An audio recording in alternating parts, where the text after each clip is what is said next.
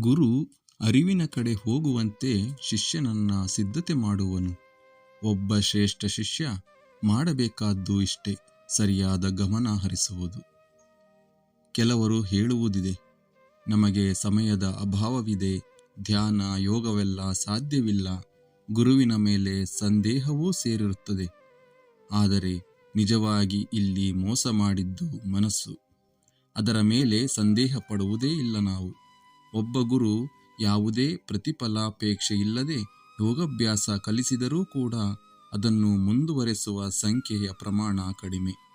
ದಿನದ 24 ಗಂಟೆಯಲ್ಲಿ ಕೇವಲ 45 ನಿಮಿಷ ನಿಮಗಾಗಿ ಮೀಸಲಿಡಿ ಅಂದರೂ ಸಮಯವಿಲ್ಲ ಯಾರ ಬಳಿ. ನಿಜವಾಗಿ ಯೋಚಿಸಿದಾಗ ಸಮಯವನ್ನು ಇನ್ನಿತರ ಅನಗತ್ಯ ವಿಚಾರಗಳಿಗೆ ದುರುಪಯೋಗ ಮಾಡುವಾಗ ಮನಸ್ಸಿನ ಬಗ್ಗೆ ನಮಗೆ ಸಂದೇಹ ಬರುವುದಿಲ್ಲ. ಕಾರ್ಡ್ ಆಡುವಾಗ, 3 ಗಂಟೆ ಚಲನಚಿತ್ರ ನೋಡುವಾಗ, 1 ಗಂಟೆ ಹರಟೆ ಹೊಡೆಯುವಾಗ, ಭೂತ ಭವಿಷ್ಯದ ಚಿಂತೆ ಮಾಡುವಾಗ ಸಮಯ ನಷ್ಟವಾದದ್ದು ಅರಿವಿಗೆ ಬಾರದೇ ಇರುವ ಹಾಗೆ ಮಾಡಿದ್ದು ಇದೇ ಮನಸ್ಸು.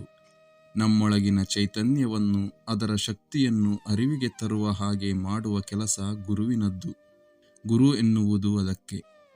ಅನಗತ್ಯ ವಿಚಾರಗಳಿಂದ ಮುಕ್ತಿಗೊಳಿಸಿ ಅರಿವಿನ ಕಡೆ ಒಯ್ಯುವವ. ಇದಕ್ಕೆ ಗುರು ಬಯಸುವುದು ಶಿಷ್ಯನ ಶ್ರದ್ಧೆ, ಗಮನ, ಉತ್ಸಾಹ ಅಷ್ಟೇ.